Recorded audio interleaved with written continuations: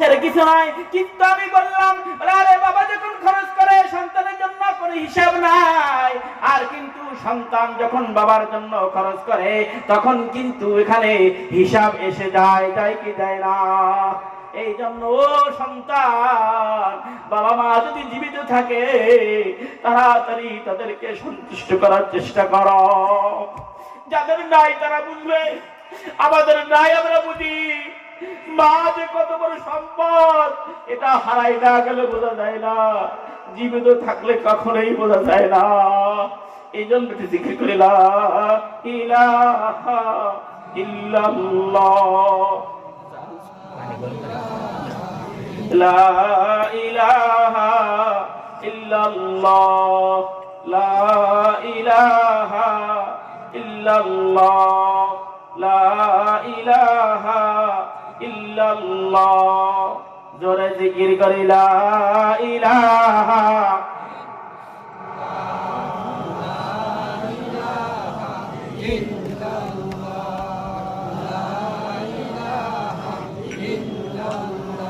লা ইলাহা ইল্লাল্লাহু মুহাম্মাদুর রাসূলুল্লাহ সাল্লাল্লাহু আলাইহি ওয়াসাল্লাম।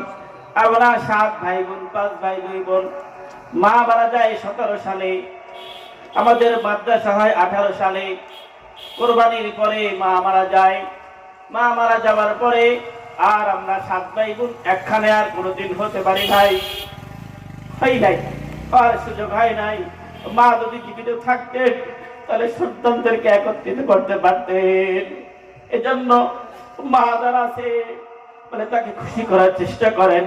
কাপড় কিনে দেবেন, কাপড় লাগলে কাপড় দেন, জামা লাগলে জামা দেন, আরে পয়সা লাগলে পয়সা দেন। সন্তুষ্ট যেভাবে করা যায় সেভাবে করবেন। অনেক সময় স্ত্রীর কারণে ঝামেলা হয়ে যায়, স্ত্রী জায়গায় মহব্বত করবেন, আর মাকে মার জায়গায় মহব্বত করতে হবে। এইভাবে যদি হয় তাহলে পরিবারের মধ্যে ঠিক থাকবে। এই জন্য বাবা ও যুবক ভাই, যাদের মা বাবা জীবিত আছে তাদেরকে সন্তুষ্ট করার চেষ্টা করবো তো ইনশাআল্লাহ, ইনশাআল্লাহ। এই জন্য আমি বলি যে মা বাবা জীবিত থাকলে যদি তাদেরকে খেদমত করে, নবী বলেন ওই ব্যক্তি জান্নাতে যাবে। হুমা জান্নাতু কাউনারু, জান্নাত পিতামাতা জান্নাত অথবা পিতামাতা জাহান্নাম। এর অর্থ হইল পিতামাতার খেদমত যদি করে তাহলে সে জান্নাতি, আর পিতামাতার যদি খেদমত না করে তাহলে সে জাহান্নামে হয়ে যাবে। এই জন্য কথা আমার সেদিকে না, আমি বলতে চাই যদি পিতামাতা জীবিত থাকে তাদের সন্তুষ্টি আমরা অর্জন করব। অনেক বৃদ্ধ বাবারা বলবেন হুজুর আমার তো পিতামাতা জীবিত নাই, এখন আমরা কি করতে পারি, আমাদের একটা পরামর্শ দেন। পিতামাতার সাথে সৎ ব্যবহার করা এটা সন্তানের জন্য কর্তব্য। কেন? আল্লাহ তাআলা বলেন ওয়াসাইনাল ইনসানা বিওয়ালিদাইনি ইহসানা হামালাতহু উম্মুহু কুরহা ওয়া ওয়াদাতহু কুরহা। আল্লাহ পাক বলেন হাদিসের মধ্যে আছে মায়ের হক বেশি আর পিতার মর্যাদা বেশি, পিতার সম্মান বেশি, মায়ের হক বেশি। অনেক সন্তান আছে বাবার কাছে কিছু বলতে পারে না, সব কথা মায়ের কাছে দিয়ে বলে, বলে কি বলে না? বাবার আগে বাবার যাওয়ার ক্ষমতা নাই, সাহস নাই, মা রাসূলের কাছে যায়, মা আসল দিয়ে মুছাইয়া দেয়, আর বাবার কাছে সুপারিশ করে ওকে দাও দাও, পায় কি পায় না। বাবার সম্মান বেশি আর মায়ের অধিকার বেশি। তার কারণ কি? আল্লাহ পাক রব্বুল আলামিন বলেন মা এমন দুইটা কাজ করেছেন যা বাবার কোনো কর্তৃত্ব সেখানে ছিল না। এক নম্বর হলো বাবা মা কি করেছেন, তাকে পেটে ধারণ করেছেন, এই কাজটা কিন্তু বাবা করে নাই, করে নাই। আর দ্বিতীয় কাজ হইল মাদের কোন ভূমিষ্ঠ করেছেন। নবী মুহাম্মদুর রাসূলুল্লাহ সাল্লাল্লাহু আলাইহি ওয়াসাল্লাম বলেন এই যে একটা ভূমিষ্ঠ হওয়ার অবস্থা, এইটা হলো ছোট একটা কিয়ামত। এজন্য বাচ্চা যখন জন্মগ্রহণ করে মায়ের কষ্টে এমন কথা বলে আর জীবনে কোনোদিন সন্তান নেবে না, কিন্তু যখন সন্তান মায়ের কোলে যায় পিছনের সব কষ্ট বেদনা ভুলে যায়। মা যখন সন্তানকে দেখে একটা চুমা দেয় আর পিছনের সব কথা এরকম ভুলে যায়। এই জন্য মায়ের অধিকার বেশি। মা দুইটা কাজ করেছেন। নবীজি সাল্লাল্লাহু আলাইহি সাল্লাম বলেন, এক সাহাবী এসে বললেন, ইয়া রাসূলুল্লাহ, আমি কার খেদমত করব? নবী বললেন যে তুমি তোমার মায়ের খেদমত করো। দ্বিতীয়বার বললেন, কার খেদমত করো? তোমার মায়ের খেদমত করো। তৃতীয়বার বললেন, কার খেদমত করো? তোমার মায়ের খেদমত করো। ইয়া রাসূলুল্লাহ, আমি আমার কার খেদমত করব? রাসূল চতুর্থবার বললেন, তুমি তোমার বাবার খেদমত করো। বাবার কি অধিকার কমাই দিলেন? না না না, এই কারণগুলির কারণে আল্লাহ নবী সাল্লাল্লাহু আলাইহি ওয়াসাল্লাম বলেছেন, মায়ের খেদমত করো। এই জন্য মায়ের খেদমত আমরা করবো, ইনশাআল্লাহ জান্নাত কামাই করব। যাদের মা নাই তারা কি করবেন? বনি সালিমা থেকে এক লোক আসছে, ইয়া রাসূলুল্লাহ, ইয়া হাবিবাল্লাহ, আমার তো মা বাবা নাই, মা বাবার সাথে সৎ ব্যবহার করা তো জরুরি, আমার তো বাবা মায়া নাই, এখন আমি কি করব? নবীজি সাল্লাল্লাহু আলাইহি ওয়াসাল্লাম বলেন, যখন কি করবা তুমি তোমার মায়ের এরকম এক নম্বরে কি করবা? তাদের জন্য দোয়া করবা। দোয়া করলে পিতামাতার জন্য এরকম সদ্ব্যবহার হয়ে যাবে। তৃতীয় নম্বর কি করবা? তাদের জন্য ইস্তেগফার করবা, ক্ষমা চাবা। তৃতীয় নম্বর হইল তুমি তোমার কি করবা? পিতামাতার যে আত্মীয় স্বজন আছে সেই আত্মীয় স্বজনের সাথে এরকম আত্মীয় সম্পর্ক বজায় রাখবা। চতুর্থ নম্বর হলো বলে যে তাদের ওসিয়ত পূর্ণ করবা। পঞ্চম নম্বর হইল পিতামাতার বন্ধু বান্ধব যারা আছে, বান্ধবী যারা আছে, তাদেরও খোঁজ খবর তুমি রাখবা। এগুলো রাখলে তোমার পিতামাতার সাথে ভালো ব্যবহার করার মতন সব হয়ে যাবে। বাবা মা থাকলে খাইতো, দান দক্ষিণা করতে হবে, ও কথা বলি না। তো যাই হোক, নবীজি সাল্লাল্লাহু আলাইহি ওয়াসাল্লাম বলেন, তুমি তোমার পিতামাতার খেদমত করো, জান্নাত পাবা। পিতামাতার খেদমত করবা না, জান্নাত তুমি পাবা না। এখন ওই ব্যক্তি দোয়া করলেন, আল্লাহ, আমি আমার পিতামাতার খেদমত করেছিলাম, তোমার সন্তুষ্টির জন্য এই কাজটা করেছিলাম, আল্লাহ তুমি পাথর একটু সরাইয়া দাও। আল্লাহ রাব্বুল আলামিন পাথর একটু সরাইয়া দিলেন। এখনো বের হওয়ার উপক্রম হয় নাই। দ্বিতীয় আরেক ব্যক্তি দোয়া করতেছেন, আল্লাহ, আমার একজন চাচাতো বোন ছিল, খুব সুঠাম দেহের অধিকারী, খুব সুশীল, বলে আমি আমার মনের উদ্দেশ্য পূরণ করার জন্য পুরো প্রস্তাব দিলাম। আমার বোন বলল যে তুমি যদি 1000 স্বর্ণ মুদ্রা দিতে পারো তাহলে তুমি আমি তোমার কথা শুনব। তো ওই ব্যক্তি বলে যে আমি অনেক কষ্ট মেহনত করে 1000 স্বর্ণ মুদ্রা জোগাড় করলাম। জোগাড় করার পরে আমি যখন তার দুই পায়ের মাঝখানে উপগত হলাম, তখন আমার ওই বোন ডাক দিয়ে বলল, ইত্তাকিল্লাহ, তুমি আল্লাহকে ভয় করো। একথা যখন বলল, আল্লাহকে তুমি ভয় করো, তখন আমার প্রশংসা হয়ে গেল। আমি ওখান থেকে আল্লাহর ভয়তে আমার মনের উদ্দেশ্য পূরণ না করে ওখান থেকে ফিরে আসলাম। ফিরে আসার পরে এই কাজটা আমি আল্লাহ তোমার সন্তুষ্টির জন্য করেছি। যুবক, মন দিয়ে শোনো যুবক, ওই জায়গা থেকে তো ফিরে আসা যায় না। আল্লাহর ভয়তে ওখান থেকে যখন ফিরে আসলো, এখন বলতেছে, আল্লাহ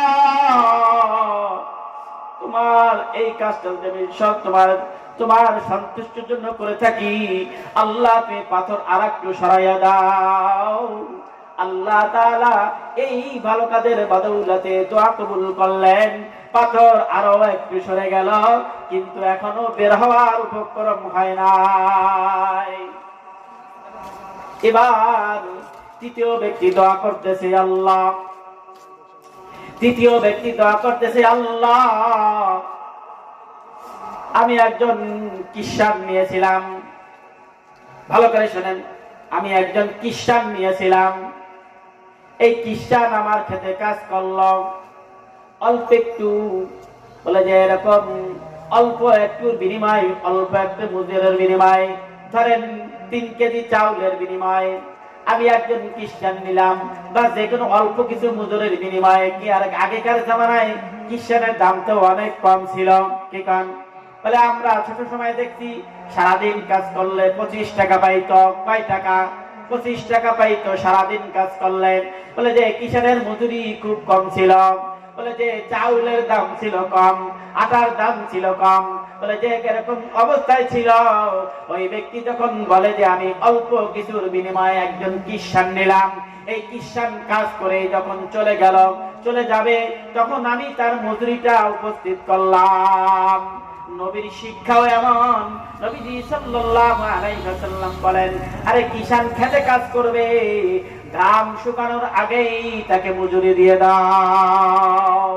অনেক ভাই আছে কিষান কাজ করে, সারা হাট কাজ করে, ওরে হাটে যখন যায় টাকাটা তো পকেটে আছে, কিন্তু দেয় না, পায় ভাই একটু ঘুরে আসো, এদিক যায় ওদিক যায়, মাছ কেনে ও তরকারি কেনে, অমুক কেনে তমক কেনে, কেনার পর যখন দখল হয়ে যায় তখন টাকাটা হয়তো বের করে দেয়, বলে পাবে 5,000, বলে দেয় 1,000 নাও বাজার করো, তারপরে পরে দেখবা না টাকা তো পকেটে আছে, তারপরে টাকাটা দেয় না। এটা জুলুম, এটা জুলুম। এটা যারা করবে তারা জাহান্নামে হয়ে যাবে। নবী মুহাম্মদুর রাসূলুল্লাহ সাল্লাল্লাহু আলাইহি ওয়াসাল্লাম বলেন, ঘাম শুকানোর আগেই তাকে মজুরি দিয়ে দাও, ঘাম শুকানোর আগে দাও। বাহার তারা ঘুরাইও না, পকেটে পয়সা আছে ঘুরাইও না, নবীর সুন্নাত আদায় হয়ে যাবে। নবীজি সাল্লাল্লাহু আলাইহি ওয়াসাল্লাম বলেন, এখন ওই ব্যক্তি একদিন কাজ করার পর যখন চলে যাবে, তখন মজুরি পেশ করলেন, মজুরি উপস্থিত করলেন, ওই মজুরিটা সে নিল না, সে চলে গেল। এখন মালিক ওই মজুরিটা নিজে খায় নাই, মজুরি পরের হক, বান্দার হক, এটা নষ্ট করা বহুত বড় জালেম। বান্দার হক আল্লাহ মাফ করেন না, বান্দার হক আল্লাহ মাফ করেন না, বান্দার হক আল্লাহ মাফ করেন না। জমিন হইলেও আল্লাহ মাফ করবেন না, জমিন জোর করে খাইলেও আল্লাহ মাফ করবেন না। কাগজ তৈরি করে খাও, বিয়ারের রেকর্ড করে খাও, বোনের সম্পত্তি জোর করে খাও, ভাইয়ের সম্পত্তি জোর করে খাও, বলে যে এরকম অংশীদারের সম্পত্তি জোর করে খাও। নবীজি সাল্লাল্লাহু আলাইহি ওয়াসাল্লাম বলেন, তুমি যদি 1 বিঘা জমি জোর করে খাও, কাগজ তৈরি করলে জানে কে? আল্লাহ। কে জানে? আল্লাহ। আল্লাহু আলিমুন বিযাতিস সুদূর, আল্লাহ অন্তরের কথা জানে কি জানে না? জমিন কিভাবে কার, ওটা আমার মাওলা জানে কি জানে না? তুই বিহারে যে কাজ তৈরি করেছ, তোমার গায়ে জোর আছে, তুমি জোর করে খাইলা, একজনের সম্পত্তি তুমি লিখে নিলা, তুলো করে এরকম টুনির কলম দিয়ে লিখে নিলা। আগেকার জামানায় টুনির কলম ছিল, যাদের জোর জবরদস্তি ছিল, ক্ষমতা ছিল, তারা এরকম দলিল তৈরি করে এরকম জমিন ভোগ করে খায়। এখনো সেই জমিনের জোর আছে, ভাই জমিন জোর করে খাইলেন জানে কে? আল্লাহ। নবীজি সাল্লাল্লাহু আলাইহি ওয়াসাল্লাম বলেন, 1 বিঘা খাও, 4 আঙ্গুল খাও, 1 হাত খাও, তোমাকে এই জমিনটা এরকম মালা বানাইয়া তোমার গলায় ঝুলাইয়া দিবে। নবীজি সাল্লাল্লাহু আলাইহি ওয়াসাল্লাম বলেন, তুমি যদি জোর করে 1 বিঘা জমিন খাও, কিয়ামতের দিন 7 তবক জমিন পর্যন্ত তোমার গলায় মালা বানাইয়া ঝুলাইয়া দিবে। আমি বলি, যার জমিন আছে সেও মরে, যার জমিন নাই সেও মরে, যার বিঘায় বিঘায় সম্পদ আছে তারও দুনিয়া চলে, আর যার বিঘায় বিঘায় সম্পদ নাই তার কেউ আল্লাহ ঠেকাইয়া রাখে না। পরের জমিন খায় না, বান্দার হক আল্লাহ মাফ করবেন না। এ ভাই, এখন থেকে যার জমিন তাকে দিয়ে দাও। নবীজি সাল্লাল্লাহু আলাইহি ওয়াসাল্লাম বলেন, জমিন খাইলে একজন আর আল্লাহর কাছে হাত তুলে মাপ চাও, আল্লাহ আমি গুনাহ করেছি, তুমি মাফ করে দাও। আল্লাহ কোশ্চিন কালেও আল্লাহ মাফ করবেন না। আল্লাহ ঘোষণা দেন, বান্দার হক আমি মাফ করব না। বান্দার হক শহীদ সরাসরি জান্নাতে যাবে। আমি প্রায় জায়গায় বলি, শহীদ সরাসরি জান্নাতে যাবে, একটা গুনাহের কারণে সে জান্নাতে যাইতে পারবে না। সেইটা হলো বান্দার হক যদি নষ্ট করে যায়, শহীদ সরাসরি তার জান্নাতে যাওয়ার আর অধিকার থাকবে না। একজনের দোকান থেকে এরকম মাল খাইছো, গোপনে গোপনে এনে খাইছো, একদিন আনছিলা, দোকানদারের মনে নাই, আমার তো মনে আছে, দোকানদারকে যাও টাকাটা আদায় করে দাও, উত্তরের হাট থেকে কাঠ আনছ 20 বছর আগে, টাকা দাও নাই, মালিক তালাশ করে দিয়ে আস, না হয় মাপ চেয়ে এরকম মাপ চেয়ে আস। দোকানদারে টাকা দিতে পারি না, দোকানদার ভাই আমার ক্ষমতা নাই, আমাকে তুমি মাফ করে দাও। দুনিয়ায় যদি একটু নিচু হও, কিয়ামতের দিন আল্লাহ মাফের ব্যবস্থা করে দিবে। বান্দার হক মাফ চাইলে আল্লাহ মাফ করবেন না, তা আদায় করা লাগবে। হয়তো মাফ যে অন্যায় স্বীকার করতে হবে, বলে যে ভাই মাফ করে দিও এরকম বলতে হবে। একজনের হক নষ্ট করে আল্লাহর কাছে মাফ চাইলে আল্লাহ মাফ করবেন না। এবার ওই ব্যক্তি বললেন, চলে গেল। ওই ব্যক্তি হক নষ্ট করে নাই, কিষানের মজুরি খাইলে খাইতে পারতেন, কিন্তু সে অল্প কিছু মজুরি, এই মজুরিটা সে কাজে লাগাইলেন, ওই থেকে বিক্রি করে এরকম আপনার চাষাবাদ শুরু করলেন, ওই থেকে যা ফসল ফলল ওর থেকে গরু কিনতে শুরু করলেন, ওর থেকে রাখাল রাখতে শুরু করলেন, অনেক গরু মাঠ ভরা গরু হয়ে গেছে, এরকম রাখাল হয়েছে। অনেক দিন পরে, অনেক বছর পরে ওই কিষান মালিকের বাড়িতে আসছে, এসে বলতেছে, ভাই আমার মজুরিটা আদায় করে দাও, মজুরি আদায় করে দাও। এবার মালিক বলতেছে, হে ভাই, এই যে দেখো মাঠ ভরা গরু, এই যে অনেক রাখাল, এগুলো তোমার সম্পদ, তুমি নিয়ে চলে যাও। হাদিসের মধ্যে আছে, বুখারী শরীফের রাওয়াতে আসছে, এই ব্যক্তি বললেন, হে ভাই তুমি কি আমার সাথে ঠাট্টা করনি? আমি তো কাজ করলাম একদিন, এত কিছু পাওয়ার তো আমি যোগ্য না, এগুলো তো আমার না। ওই ব্যক্তি বলছে, হা হা ভাই, এগুলো তোমার, তোমার সম্পদ আমি খাই নাই, তোমার এই মজুরিটা আমি খাই নাই, তোমার জন্য রেখে দিয়েছি, ওটা থেকে বাড়াইতে বাড়াইতে এই পরিমাণ সম্পদ তোমার হয়েছে, তুমি নিয়ে চলে যাও। ওই ব্যক্তি নিয়ে চলে গেল। এখন ওই ব্যক্তি বলতেছে, আল্লাহ,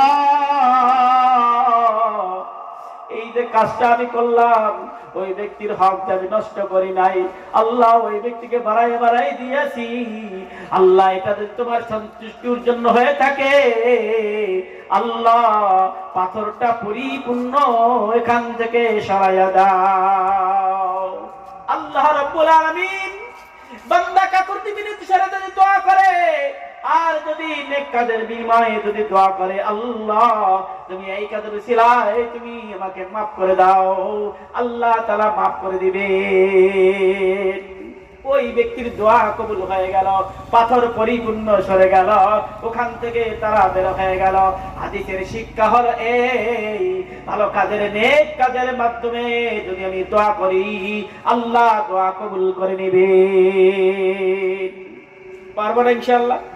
তাহলে আমরা শিখলাম এইটা, যে কাজ আমরা করব আল্লাহর সন্তুষ্টির জন্য করব। পারবো তো ইনশাআল্লাহ? একজনকে দান করে খোটা দিব না। লা ইয়াদখুলুল জান্নাতা মান্নান ওয়ালা মুতবিল খামার। নবীজি সাল্লাল্লাহু আলাইহি ওয়াসাল্লাম বলেন, পিতামাতার নাফরমান বান্দাকে, পিতামাতার অবাধ্যকারী সন্তানকে আল্লাহ তাআলা সরাসরি জান্নাত দিবেন না। লা ইয়াদখুলুল জান্নাতা মান্নান, এক নম্বর হলো খোটা দানকারীকে আল্লাহ তাআলা জান্নাত দিবেন না। যারা দান করে খোটা দেয়, আল্লাহ তাআলা তাদেরকে সরাসরি জান্নাত দিবেন না। ওয়ালা পিতামাতার নাফরমানকারী, নাফরমান অবাধ্য সন্তানকে আল্লাহ জান্নাত দেবেন না সরাসরি। ওয়ালা মুতবিল খামার, আর যারা নেশাগ্রস্ত, যারা নেশা থেকে তওবা করে না, ফিরে আসে না, অভ্যস্ত, আল্লাহ তাআলা তাদেরকে সরাসরি জান্নাত দেবে না। আমি আমার যুবক ভাইদেরকে বলতে চাই, ভাই আমরা নেশা থেকে ফিরে আসি ইনশাআল্লাহ, আর আমরা যে কাজ করব আমরা সন্তুষ্ট, আল্লাহর সন্তুষ্টির জন্য করব। রাজি আছেন ইনশাআল্লাহ? কারা কারা রাজি আছেন? নাই তাকবীর, নাই তাকবীর। আল্লাহ আপনি কবুল করেন, আমিন। এদেশে মাদ্রাসা আলহামদুলিল্লাহ অনেক হয়েছে, চরকাকর মাদ্রাসা, আপনাদের মাদ্রাসা, আপনারা যাবেন, খোঁজ খবর রাখবেন, হিসাব নিকাশ